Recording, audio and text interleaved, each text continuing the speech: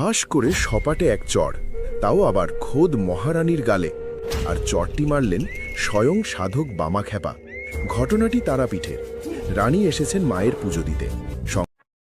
আসল ঘটনাটি ঘটেছিল দক্ষিণেশ্বর কালী মন্দিরে, যেখানে ঠাকুর রামকৃষ্ণ পরমহংসদেব রানী রাসমণিকে চড় মেরেছিলেন।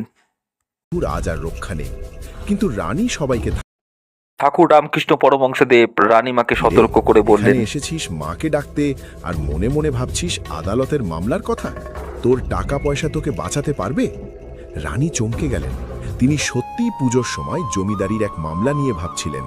তিনি বুঝলেন ওটা চর ছিল না, ওটা ছিল তার মন ফেরানোর জন্য সাধুর আশীর্বাদ।